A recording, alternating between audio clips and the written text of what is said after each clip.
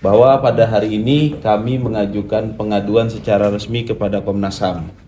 Pengaduan terhadap dugaan tindakan sewenang-wenang Kejaksaan Agung dalam proses penetapan tersangka dan penahanan terhadap Pak Tom Lembong. Sebagaimana sudah kita ketahui, dalam proses penetapan tersangka dan proses penahanan, kami sangat meyakini ada tindakan-tindakan dari Kejaksaan Agung yang tidak melindungi hak asasi manusia dari Pak Tom Lembong sendiri. Di antaranya adalah menunjuk atau memilih sendiri penasehat hukum sesuai dengan aturan dalam KUHP. Jadi ada dua hak, hak mendapatkan bantuan hukum dan hak memilih penasehat hukum sendiri. Nah, Pak Tom Lembong ini haknya dilanggar untuk memilih sendiri penasehat hukum. Dalam rentan waktu selesai pemeriksaan terakhir pada 29 Oktober 2024 itu, Pak Tom sudah selesai diperiksa sekitar jam 4 sore.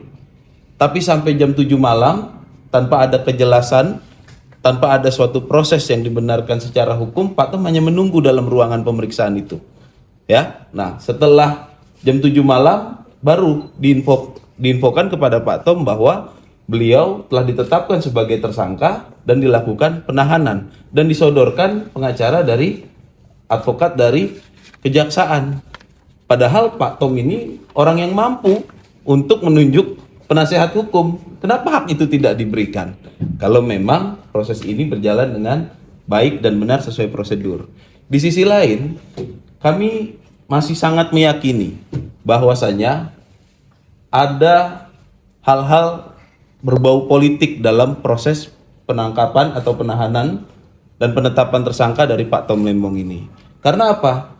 Kenapa setelah 9 tahun proses ini baru dilaksanakan? Dan kenapa proses ini dilaksanakan setelah pagelaran Pilpres 2024 kemarin? Itu yang kami minta agar kepada Komnas HAM melakukan penyidikan dan investigasi apakah apa yang kami rasakan, ya Pak Tom rasakan dan keluarga rasakan ini benar bahwasanya ada pelanggaran HAM terhadap hak-hak Pak Tom yang dilindungi di dalam KUHP dalam proses penetapan tersangka.